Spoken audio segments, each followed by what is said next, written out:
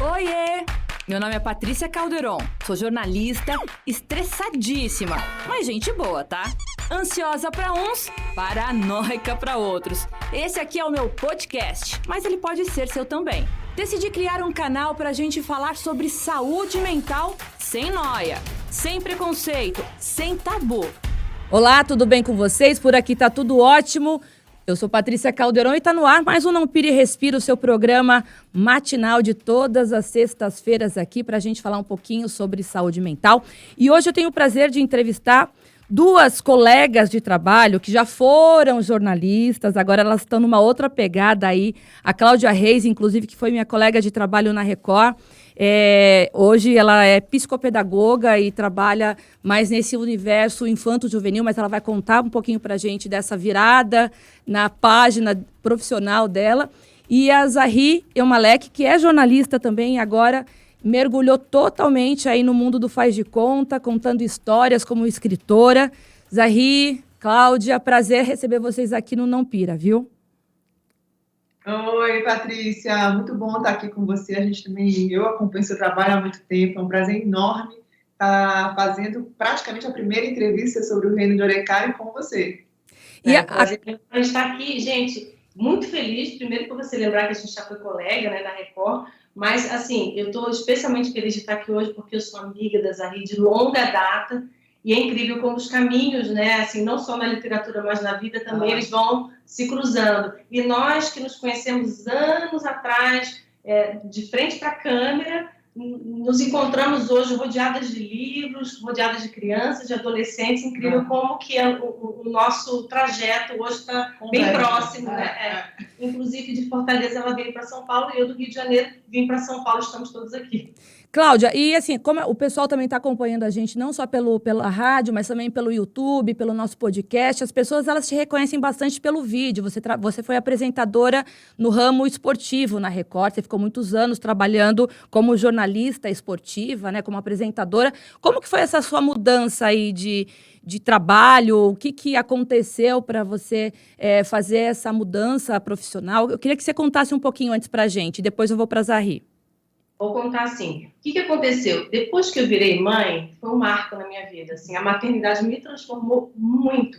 E eu comecei a fui despertada para outros objetivos, outras vontades. Então, assim, o meu desejo de aprender, eu sempre gostei de estudar muito, ele se voltou praticamente todo para o desenvolvimento infantil. Então, assim, quando eu ia fazer reportagens com crianças, assim, no âmbito esportivo mesmo, eram as reportagens que eu mais gostava de fazer. Eu gostava muito de ver essa evolução, e eu via em casa isso, né? Então, assim, foi um desejo meu. Então, eu comecei a estudar, primeiro estudar, né, sozinha, com livros, em casa, até que eu resolvi fazer um curso de formação em psicopedagogia, porque eu também tinha esse projeto de levar essa questão de comunicação, essa questão da escrita, para as crianças. Era um sonho já meu de infância, assim, de escrever para crianças. E aí eu tive essa oportunidade, comecei a atuar, a estudar, e a prática clínica veio para mim. E aí coincidiu de eu sair da Record em plena pandemia, e aí eu mergulhei de cabeça nisso, e hoje estou aqui.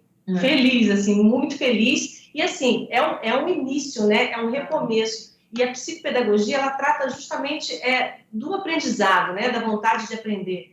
E essa vontade, ela sempre esteve muito presente dentro de mim. Então, assim, para mim é muito fácil tentar ajudar alguém a querer aprender, porque eu sempre tive isso. Então, assim, eu acho que nada acontece por acaso, viu, Patrícia? E, assim, tudo é uma construção. Quando eu vejo que hoje eu estou atendendo crianças com oportunidade de escrever, né, para elas, de comunicar valores, por isso que eu estou aqui com a Zahri, porque nós comunicamos valores semelhantes, nós acreditamos nas mesmas coisas, e eu tenho o poder de alcançar os pais. Esses pais talvez me conhecem de um outro momento, um momento que eu estava ali falando de esporte, de vida, de alegria. Eu acho que isso é muito bacana. E, assim, a gente não perde, né, tudo que a gente construiu. Tudo que a gente passou na nossa vida, isso a gente, né, fala muito na psicopedagogia, na psicologia, é nosso. Então, assim, por exemplo, estou aqui brincando com um livrinho, né, da Zahri. Esse livrinho tem muita coisa dela que ela carrega, né, da vida dela. Então, assim, o jornalismo, as experiências que eu tive ao longo de todos esses anos, eu fiquei só no Esporte Fantástico, foram 10 anos apresentando.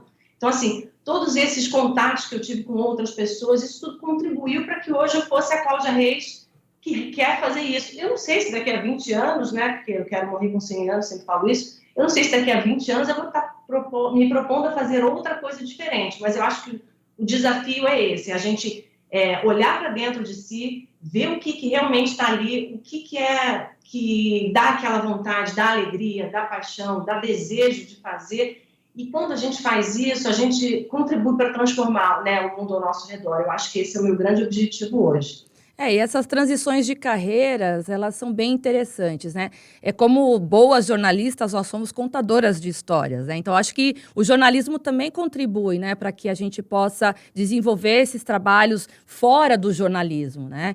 E a Zahry está contando uma bela de uma história que eu achei muito fofa, quando ela me ligou falando que ia lançar um livro, que ela estava aguardando as 7 chaves aí, esse lançamento. Ela foi para São Paulo escondidinha, eu nem sabia que ela tinha ido para São Paulo para poder fazer o lançamento do livro. Mas eu queria que você contasse um pouquinho, Zahry, até o primeiro livro, o porquê que você escolheu uma fábula, né, para poder contar essa história, envolvendo uma contação de história envolvendo personagens crianças, e é o Reino de Oricari, é assim que se pronuncia? Oricari, isso. Conta pra gente um pouquinho, mas não tudo, tá? Porque deixa eu perguntar também alguma coisa, porque eu li a sinopse do livro, é muito fofo, mas eu queria que você falasse também um pouquinho dessa transição de sair de redação. Eu sei que você escreveu muito tempo aqui para o Diário do Nordeste, né? Como jornalista de impresso. Também adora escrever sobre esporte, né, Zahry? Acho que também essa coincidência aí com a Cláudia. Mas em que momento que deu esse start na tua vida de falar, não, eu quero escrever um livro, eu quero partir para esse caminho, agora é a hora, saiu daqui do Ceará, foi para São Paulo, o que aconteceu? Conta um pouco para gente. A minha história, a minha trajetória no jornalismo, ela é bem diferente da de todo mundo, né? Eu fui convidada para apresentar um programa de TV, apresentei, e eu estava dentro desse universo, e aí eu passei a colaborar com o jornal, porque eu sabia que eu podia somar com eles gostavam do que eu fazia, e eu não era contratada deles, era uma jornalista que atuava colaborando, e aí eu podia passear e transitar por esse universo. Passei pela assessoria de comunicação também, depois também passei pela rádio. Então, só nesses 4 pontos, são 4 formas de escrever diferente, né? Porque cada veículo tem uma pegada, cada veículo de comunicação fala e se comunica de um jeito muito próprio, né? E aí, depois, eu passei por um período de virada também, que foi o período que a minha mãe adoeceu, e eu precisei dar um time na minha vida para poder resolver aquilo que eu tinha que resolver, e ao mesmo tempo, eu pude naquele tempo entender, eu já vinha insatisfeita com o que eu vinha fazendo, eu acho que a assessoria de comunicação é incrível, mas eu não estava comunicando o que eu desejava comunicar. Eu acho que o grande lance é esse. E aí eu ficava naquela, mas o que eu vou fazer? E eu entendi que eu tinha que escrever, e nesse período eu tive uma excelente oportunidade, eu fui convidada por um cliente que eu atendia, que é um grande amigo também, para escrever como ghostwriter, ajudá-lo, na verdade, a construir o livro dele, que é o Destino Alasca, uma viagem de moto de São Paulo para o Alasca, cheia de aventura, minha cara. Afinal de contas, eu e a Cláudia, a gente se conheceu fazendo rally pelo Brasil, pra você ter ideia. Comemos muita poeira já junto. A Cacá, antes da Record, ela apresentava um programa de rally na Sport TV. E eu na TV Diário em Fortaleza. Então, a gente tem, assim, muitos anos de vivência, e a gente era aquela amiga de se encontrar cada vez num lugar diferente do Brasil. Bom, depois desse período que eu entendi que eu queria escrever, eu não sabia sobre escrita. Eu sempre fui leitora, e eu costumo dizer que eu era boa aluna de português porque eu lia. Eu fazia release porque eu lia. Eu não tenho uma escrita, Patrícia, técnica, a minha escrita ela é muito intuitiva. Eu sempre escrevo. E quando eu sentei e escrevi, eu também não sabia que eu queria escrever para criança. O que eu sabia é que eu tinha um incômodo muito grande com os valores que a gente tem absorvido e como a gente tem tratado sobre isso. Então, por exemplo, quando a gente fala de preconceito, seja ele em que âmbito for, se desde muito cedo a gente aprender que a gente tem que respeitar o outro, apesar das nossas diferenças, sejam quais forem, mas se o respeito prevalece, eu estou sendo, né, preventiva com preconceito, por exemplo, entendeu? Se eu sei que tudo que... A gente pode falar isso hoje, que toda tudo aquilo de ruim que basicamente a gente convive, está na mentira, né? Porque quando você não fala a verdade, tudo isso tem um ponto. Então, se alguém é corrupto lá na fase adulta, começou mentindo, né? Porque concorda com aquilo. Então, são valores que, quando a gente olha muito para a base, eles são difíceis da gente achar. Porque a verdade, ela passou a ser relativa. A gente olha para os games, por exemplo, a gente vê que tem game que não faz diferença você ser bom ou mal. Depende do seu objetivo, entendeu?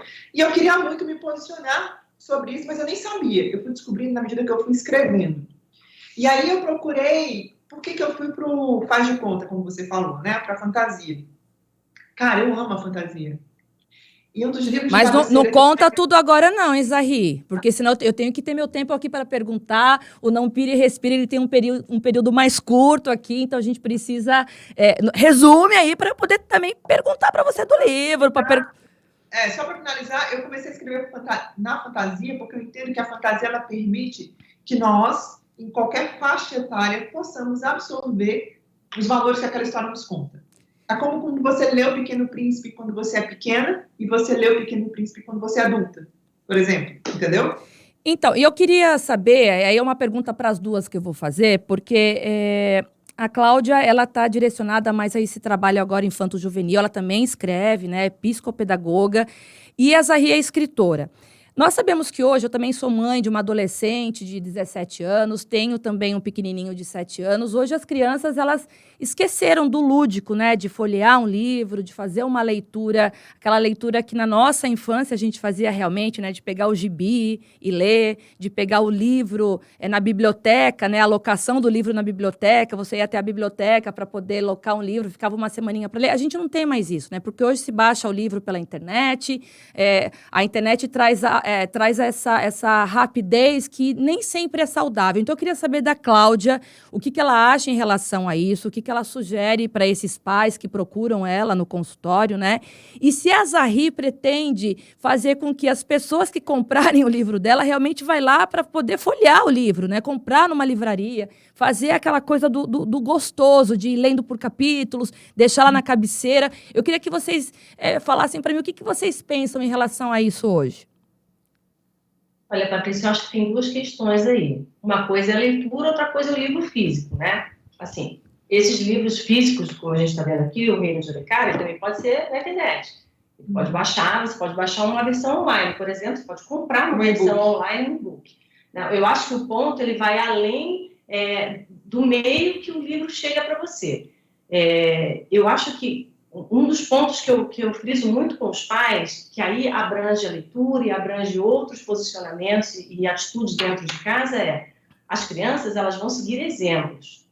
Elas ainda estão num universo muito lúdico, sim, internamente, né? Elas projetam imagens que são sempre lúdicas, o aprendizado, o conhecimento vem através do fazer, diferente de nós que ainda pensamos, olha, a gente vai...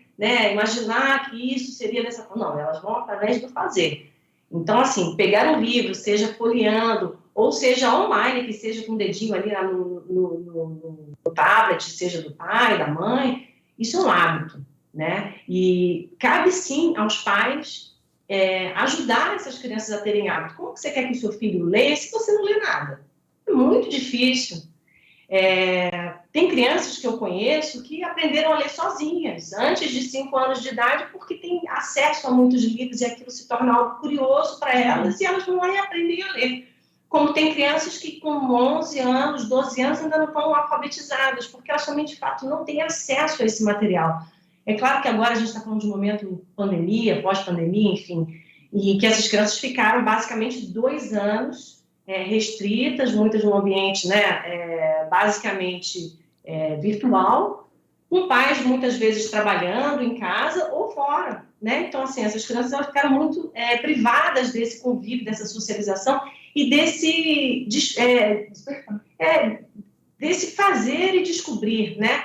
De mexer, de pegar. Então, assim, como é que eu vou saber que isso vira? Se eu faço assim. Então, assim, a criança ela vai aprender dessa forma. A leitura... Ela tem a capacidade de transportar essa criança para outros universos. Mas aí, para isso, no caso, você disse que você tem uma filha, né? Um filho, uma filha, desculpa, eu não vi se é menino ou menina, um de 7, um de 17. Né? A menina é de 17 e o filho de 7. Então, você vê realidades muito distintas, né? Assim, a sua filha, ela tem capacidade mais velha, ela tem capacidade de pegar por si só, ela vai escolher, né, qual o conteúdo que ela quer ter acesso. Talvez o menor não, ele precise ainda de alguém que vai ali, talvez até o ajude a ler, não sei, né, pela idade. Então, assim, os pais, eles sim têm papel fundamental, e o exemplo, eu bato muito nessa tecla com os pais, do exemplo. E olha, os pais, eles não são perfeitos. Eu sou mãe de uma menina de 6 anos, eu não sou perfeita, eu vou errar, né? Nós erramos, nós somos seres humanos, que bom que nós erramos, nós temos a capacidade de ir lá e depois falar, olha, errei, não era assim, eu achei que seria dessa forma, e não foi. Eu acho que esse diálogo, ele enriquece muito, né? E aí entra, sim, a questão da leitura e outras coisas que as crianças podem fazer em casa com os pais, né? Eu não sei se eu respondi muito a sua pergunta, mas, assim, o que eu quero te dizer é o seguinte, uma coisa é a leitura por si só, o despertar para você ler um livro, seja online, seja físico, né? Porque eu acho que ele tem uma importância muito grande. Outra coisa são as telas, de fato, você ficar em jogos, e há uma gama, né, de outras opções que talvez sejam mais interessantes para ela, né, para as crianças. Por isso que eu acho também, hoje nós temos outras plataformas, esse é o momento em que eu e a Zahri, nós estamos nos posicionando, talvez seja o início de um posicionamento, porém, nós temos que aproveitar essas outras plataformas, né, de mídia, e que às quais as crianças têm acesso, para estimular isso. E não é só a leitura por si. A leitura, ela vai trazer a capacidade de formação crítica, né? De poder observar o mundo e tirar suas próprias conclusões. Enfim, é uma infinidade de atributos que a criança pode absorver para si. A gente fala em um outro momento com mais tempo. Não, na verdade, só pegando um gancho, até por conta da pandemia, eu fui uma mãe que não tinha paciência de acompanhar meus filhos nas tarefas online.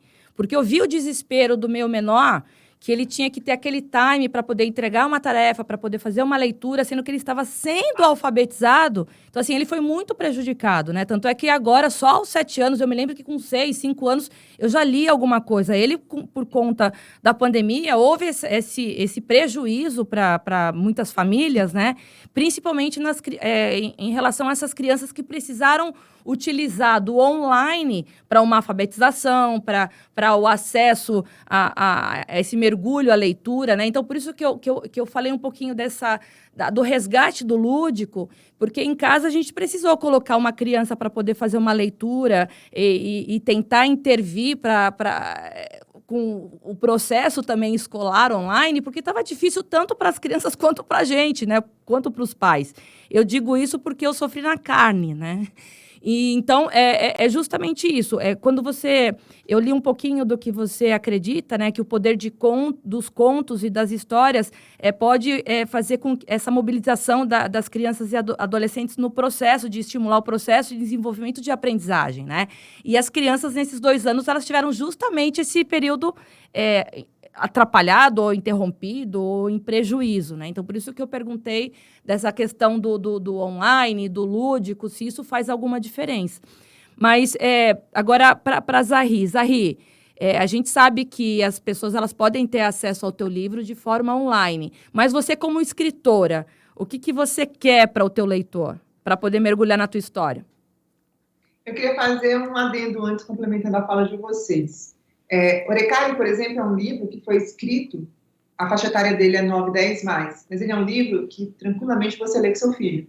E é um livro gostoso para o adulto ler, e eu tenho recebido retorno sobre isso, por isso tem um adulto também na história, para que o pai ou a mãe que queira também trabalhar essa coisa da leitura aqui com o filho, porque a leitura ela também vem muito desse estímulo, de você sentar, ler um livro junto, compartilhar essa experiência, né? Todos nós contamos histórias. E, na verdade, tudo que a gente consome vem de storytelling, né? A gente está na rede social com um vídeo curto porque é storytelling, porque você quer a história. Você, como jornalista, está contando uma história. Eu, como escritora, estou contando uma história. A Cacá está escrevendo histórias junto com aquelas crianças, para que aquelas crianças se encontrem na sua própria história. Então, a gente faz isso o tempo inteiro. A fala é isso. Então, partindo desse princípio, claro que a experiência que você vai ter com o livro físico, ela é bem limpa. Por exemplo, aqui, quando a gente escolheu, é um livro que você pega, ele é macio, ele é gostoso, a gente tem a relação com a ilustração, então você tem todo um cheirinho do livro, Mas essa cultura do impresso, ela vem muito de dentro de casa também, dessa relação que a gente tem com ter livros dentro de casa. Por exemplo, eu tenho uma amiga que ela tem um filho de 5 anos. E os livros que tem na casa, visíveis para você pegar, não tem uma biblioteca, não tem uma estante. Os dela ficam mais engavetados e os dele estão lá numa prateleira. É um tipo de experiência. Ela vai, e para ela é uma leitura lenta. Então, ela se esforça para sentar com o filho e ler os livrinhos, porque ela entende a importância disso para o filho dela. Porque hoje ela sente o fato dela não ser uma leitora mais ávida. Então, ela está reaprendendo a forma da leitura nesse processo. Claro que nessa situação, principalmente com a criança a partir de uma faixa etária mais baixa, o processo de leitura com livro físico ele é mais agradável. É a história da experiência, de você pegar, de abrir, né? Mas eu acho que a questão do e-book, ela amplia o alcance. Vou dar um exemplo. Bom, eu não imaginava o meu livro só no formato e-book. Porque, primeiro que eu amo livro, né? Eu me mudei e eu acho que eu carreguei mais livro do que mala, né? E livro é aquela coisa que o seu xodó te acompanha para a vida. Mas pensa aqui comigo. Porque nós temos um e-book, o Reino de Orecari está acessível em português para leitores brasileiros ou portugueses que acessem o idioma, que queiram no idioma português, na FENAC da França, de Paris, na FENAC de Portugal, tá numa grande rede americana, entendeu? Está disponível na Espanha. Então, o e-book, ele permite um alcance muito maior geograficamente, porque você fazer a distribuição do livro físico, ela é complexa. E você só consegue estar dentro da livraria se você tiver uma editora. Você trilhar um caminho independente, tanto que o meu modelo foi híbrido, eu fiz uma escolha de modelo híbrido. Porque como eu estou chegando no mercado, eu queria aprender, eu tenho fome de aprender, eu tenho uma curva de aprendizado, né, como escritora estreante. E é muito engraçado até, Patrícia, porque o povo pega o livro e não sabe se é homem ou mulher, né, Zahri, e acha que eu sou gringa, né? Já tem um nome lindo e forte, né? Como sendo lançada aí como escritora. Para encerrar, gente, aqui o nosso Não Pira e Respira, a gente estava conversando nos bastidores. Zahri, me corrige se eu estiver errada, mas você comentou que a própria experiência como escritora te ajudou de forma neurológica de uma situação que você passou aí pessoalmente, né? Conta essa experiência pra gente. Eu tenho distimia. Distimia é um tipo de depressão que afeta especificamente a minha concentração, a minha produtividade, muitas vezes a minha energia física. Você não me vê naquele lugar de tristeza profunda. Eu sou otimista, eu estou sempre, né, levantando de novo e tal, mas é exatamente porque eu sou tão perseverante, porque eu tenho esse foco que chega uma hora que o meu corpo reage. Mas eu acredito que, mais do que isso, eu não tomo remédio, eu aprendi a digerir dias bons e dias ruins, porque eu sei que o dia ruim passa. Então, quando eu estou no dia ruim, eu entendi sobre o dia ruim. Mas esse exercício de entender os meus pensamentos, de entender, de fato, como as coisas se encaixam, vem muito do que eu peguei equivocadamente na infância e pude, ao compreender, virar o jogo. Na minha infância, os meus pais eram separados, sempre foram uma escolha deles, não quiseram casar, não quiseram morar na mesma casa. E a minha mãe dizia muito para mim que ela e o meu pai era um problema dos dois, os dois iam ficar tipo assim, não tinha nada a ver comigo. Então, que eu sempre tinha que amar meu pai, tá? Então eu fui criada indo para casa de um e de outro, mas era incrível, Patrícia, se eu fizesse alguma coisa que lembrasse uma atitude do meu pai, porque a gente é filho, né? Meu pai não orgânico, em alguma hora você vê aquela outra pessoa no filho. Nossa, minha mãe virava para mim e ela não fazia por mal. Mas ela lançava aquela raiva que ela queria dizer pro meu pai, dizia assim, você é horrível, você é igual ao seu pai. Sabe? Você vai terminar sozinho. Então, tudo aquilo que ela queria dizer muitas vezes pro meu pai, quando ela me via fazendo algo que trazia a memória dele, a frustração dela com ele, vinha sobre mim. Então, eu ouvi durante muito tempo palavras muito duras, que para ela não faziam diferença, porque ela não percebia, ela não fazia por mal, sabe? Era aquela coisa tão... E a minha mãe era uma mãe super dedicada. A minha mãe era assim, nossa, o que ela pudesse fazer, ela fazia por mim. Mas ela vinha, como a Cacá falou sobre os pais, a minha mãe já tinha problemas de relacionamento com o pai dela, que refletia naquilo que ela trazia para mim. Então, aquelas palavras que eram lançadas sobre mim, que eu era horrível, que eu era um monstro, que eu ia terminar a vida sozinha, que eu era todos os defeitos do meu pai, na medida que eu fui crescendo, eu acreditava profundamente naquilo. Porque alguém me disse aquilo a vida inteira. Então, quando eu entendi que eu podia separar, rever a minha mente, sabe? Renovar a minha mente. Isso é uma coisa muito que eu aprendi muito na minha leitura bíblica, né? Eu amo ler a Bíblia, eu leio a Bíblia todos os dias. E fala muito sobre o renovar da mente, que é uma coisa que a psicologia fala hoje e ela está falando lá desde tanto tempo. Que é o quê? É o que o otimista fala, é o que o coach fala da palavra que você repete de uma forma valorizando você. Mas eu entendi que não adianta eu repetir algo que eu não acredite. Eu tenho que abrir mão daquilo que eu acredito de forma equivocada e pegar aquilo que eu sei que eu de fato sou. Então, eu compreendi quem eu era a partir do momento que eu comecei a pensar sobre o que eu pensava. E quando eu comecei a exercitar, pensar sobre o que eu pensava, eu pude perceber que palavras não eram minhas, que palavras eram lançadas sobre mim, que podiam me prender num lugar que não era o meu, e como eu podia simplesmente fechar a porta para aquelas palavras que, na verdade, queriam me colocar num lugar que era mentiroso sobre mim. Eu não precisava acreditar naquilo. Na verdade, eu precisava entender quem eu era. Então, o Orecari também reflete muito isso, né? As armas das crianças são as palavras. Porque as palavras, elas têm poder tanto criativo quanto destrutivo. Depende de como a gente as usa. Eu queria saber da Cláudia, para a gente encerrar esse primeiro bloco, como a psicopedagogia vê isso justamente que a Zahri passou na infância. E qual que é a diferença da psicopedagoga para psicóloga ou para psiquiatra? Eu queria, até para quem está ouvindo a gente, né, não confundir as áreas aí. Aí eu queria que você falasse também de que forma que dentro do seu consultório você trabalha histórias parecidas com essa que a Zahri narrou na infância. O que você quer saber primeiro? Você me perguntou 3 coisas, agora já... Não, da forma que você quiser responder. Bom, em relação a... Você primeiro, vamos esclarecer, então, olha, psiquiatra é um médico, né? Psicóloga é uma área também ligada à saúde, psicopedagogia é uma área ligada à educação. Então, esse psi que tem na psicopedagogia, ela envolve muitas questões socioemocionais, então... vai muito em cima do emocional da criança. Então, o psicopedagogo, ele atende crianças com transtornos de aprendizagem. Então, você acaba fazendo um trabalho multidisciplinar.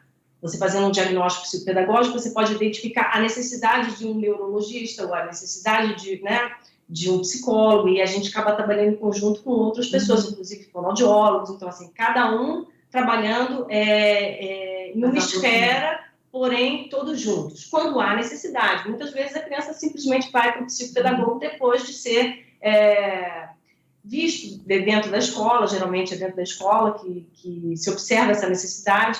Então, assim, muitas vezes a criança nem há necessidade de um encaminhamento médico, né? A criança, ela às vezes está passando uma situação ali em casa, e se o psicopedagogo ele tem um olhar sensível, e está munido de instrumentos necessários para verificar o que acontece com aquela criança, ele por si já consegue ajudá-la. Quanto às histórias, como que eu trabalho as histórias com as crianças? A história que a Zahri escreveu é um excelente exemplo. Quem tiver a oportunidade de ler, eu realmente recomendo. É um livro belíssimo, é um livro que está carregado de valores, é um livro que eu inclusive, já li para crianças que eu atendo. A gente, às vezes, lê um capítulo por dia. Então, semana que vem você vai ler mais? Eles gostam, assim, porque tem uma linguagem bem acessível para as crianças. E aí, com as palavras que eles não conhecem, dizem, o que é isso? Eles ficam curiosos para saber, e você vai explicar. Muito legal.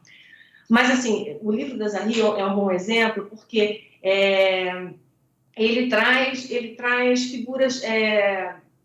traz muita simbologia. Então, assim, quando a criança ela ouve uma história ou lê uma história como essa, ela se reconhece ali.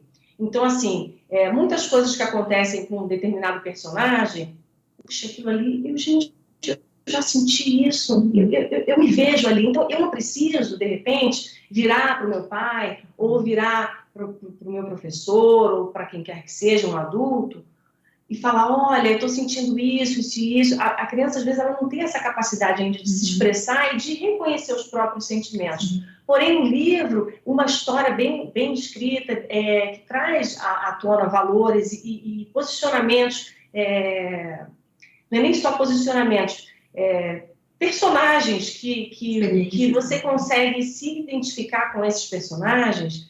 Essa criança, ela consegue transcender dali. Ela, através do lúdico, como você já tinha dito antes, ela viaja literalmente, assim como nós adultos, como assistimos um filme, não é? A gente faz isso. Ela consegue ir lá e aí reconhecer essas questões. E aí, claro, assessorada, no caso, por uma psicopedagoga como eu ou outros profissionais que estejam, né, atentos a esse movimento da criança, aí sim a gente pode trabalhar com ela essas questões. Então, assim, por que eu resolvi escrever para crianças? Há muitos contos, histórias clássicas, né, que nós podemos utilizar para trabalhar questões assim, que são universais, né, que estão até no inconsciente coletivo.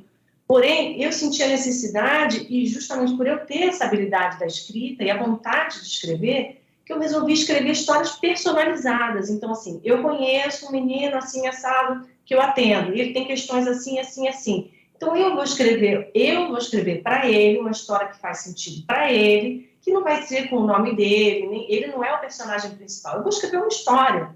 Aí também eu viajo na minha, né? Eu também vou na minha criança interior, eu vou na minha imaginação, e eu tenho eu vejo como uma missão. Eu vou, através dessa história, através desse objeto cultural, acessar essa criança. Então, eu vou lá e escrevo coisas para ele que eu acho que ele precisa aprender ou reconhecer naquele momento que ele está vivendo. E nosso trabalho, o meu principalmente, ele é muito fenomenológico. Então, assim, ele não é taxativo, no sentido de que essa criança é assim. Não, neste momento, essa criança está apresentando determinadas questões que vão ser trabalhadas agora. Então, ok, eu vou trabalhar essas questões com ela. Nada impede que depois eu vá escrever outra história. Claro, a gente vai trabalhando com muitos outros instrumentos. Mas a questão das histórias, quando eu escrevi a primeira história, já foi muito legal. Então, quando eu escrevi a primeira história, eu já recebi um retorno muito bom, porque eu consegui acessar a criança. Vou falar por alto, era um menino que ele não estava alfabetizado, ele estava com sérias questões para se alfabetizar, já numa idade avançada para a alfabetização, e já estava no terceiro ano, indo para o quarto, ainda não alfabetizado, e eu consegui identificar que essa não alfabetização, ela estava acontecendo por questões emocionais, por questões vividas na história dele, como todos nós temos questões, né? E, através da história, eu consegui ajudá-lo a perceber, não com palavras ditas diretamente para ele, mas através dessa simbologia, através da identificação, através do próprio reconhecimento dele, de se ver em determinado personagem. Eu fiz uma história com muitos personagens. Quando eu escrevi, eu imaginei um, sendo ele, não era o personagem principal, mas ele se identificou justamente com o personagem que eu tinha escrito para ele. Consegui ler essa história com os familiares, né, com a família dele. Então, assim, também consegui alcançar a família. E foi, assim, um processo que não parou só na leitura da história e só nas atividades que foram feitas em seguida, né, porque é um trabalho, eu não vou só ler a história e tchau, né? Então, assim, você faz uma série de trabalhos posterior àquela história que você desenvolveu, leu e escreveu para essa criança. E é um processo. É você perceber o processo do outro e estar disponível, né, para alcançar o outro. E eu acho que quando a Zahri escreveu esse livro, diferentemente do que eu faço, que é algo ainda muito personalizado, que é o que eu sinto que eu tenho que fazer, algo, né, bem personalizado, a Zahri, ela conseguiu alcançar muita gente, porque os valores que ela traz, as questões que ela traz, elas são universais. Só que eu acho que, assim, é importante a gente valorizar, tanto no livro da Zahri, como até no material que eu utilizo na clínica, de a gente estar muito atento da procedência desse material. O que esse material traz? Não é só porque é um livro infantil que eu vou dar para o meu filho ler, entendeu? Vamos ler, vamos ver ali se realmente está, né? Porque, assim, tem muitas coisas que estão, assim, no meu ponto de vista hoje, desbalanceadas ou não equilibradas, porque a gente já se acostumou a tanta coisa que a gente já não filtra. Eu acho que esse filtro é muito, muito importante. E, assim, eu não estou dizendo que tudo que a Zahri escreveu é perfeito, não tem nenhum, né? Não é isso. É assim, é a base de onde foram tiradas essas ideias, entendeu? E eu acho que a gente, você, Patrícia, que trabalha, né, como jornalista há muitos anos, você sabe muito bem disso, nós trabalhamos com ideias o tempo todo, né? E essas ideias, quanto mais, eu penso que quanto mais ideias positivas, mais ideias construtivas, mais ideias que possam transformar em benefício não só de nós mesmo, mas dos outros ao nosso redor, aí sim, eu estou indo atrás dessas ideias. Obrigada, Zahri. Obrigada, Cláudia. Foi um prazer receber vocês aqui no Não Pira, Respira, para a gente falar sobre um pouquinho, né, de como uma boa leitura pode contribuir, colaborar com problemas emocionais. A pandemia que nos trouxe tantos problemas, né? Quem não tinha alguma coisa adquiriu, quem já tinha ficou daquele jeitinho, mas mergulhar numa boa leitura é sempre uma boa ideia para poder espantar as coisas ruins e trazer esse mundo da fantasia, como a Zahri trouxe no livro dela, um pouquinho para a gente poder mergulhar em coisas boas e positivas. Muito obrigada pela participação de vocês, viu? Obrigada a você, Patrícia. E a gente está aqui respirando para não pirar, com certeza. Total. Obrigada, Patrícia. Foi um prazer estar com vocês hoje aqui. E para você que ficou comigo até agora, depois acompanhe aí o nosso Não Pira e Respira nas redes sociais, no nosso podcast, no YouTube, na rádio, toda sexta-feira aqui a partir das 10h30 da manhã, sempre com uma pauta sobre saúde mental. A gente se vê semana que vem. Tchau!